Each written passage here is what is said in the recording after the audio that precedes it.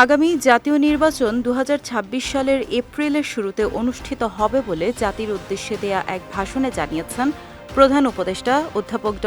মোহাম্মদ ইউনূস। এই ঘোষণা গোটা জাতিকে হতাশ করেছে দাবি করে চলতি বছরের ডিসেম্বরের মধ্যেই নির্বাচনের প্রস্তাব পুনর্ব্যক্ত করেছে বিএনপি। শনিবার সকালে দেয়া এক বিবৃতিতে এই দাবি জানিয়েছে দলটি। বিবৃতিতে বিএনপি জানায়, ২০২৪ সালের জুলাই-আগস্টের আন্দোলনে ছাত্র সমাজ ও জনতার বিপুল ত্যাগের মধ্য দিয়ে জনগণের বিজয় অর্জিত হয়েছে।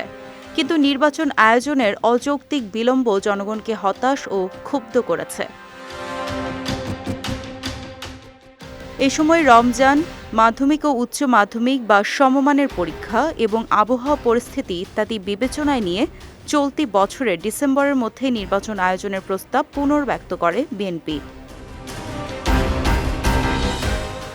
এর আগে শুক্রবার রাতে প্রধান উপদেষ্টার ভাষণের পর বিএনপির ভারপ্রাপ্ত চেয়ারম্যান তারেক রহমানের সভাপতিত্বে জরুরি ভার্চুয়াল বৈঠকে বসে বিএনপির সর্বোচ্চ নীতি নির্ধারণী ফোরাম।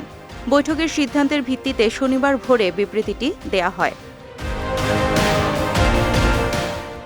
বৈঠকে প্রধান উপদেষ্টার ভাষণের বিষয়বস্তু বিস্তারিতভাবে পর্যালোচনা করা হয়। সেখানে এই ঘোষণা দীর্ঘ আন্দোলনের মধ্য দিয়ে ভোটাধিকার পুনরুদ্ধারে সচেষ্ট জাতির আশা আকাঙ্ক্ষাকে উপেক্ষা করেছে বলে সিদ্ধান্ত নেওয়া হয়।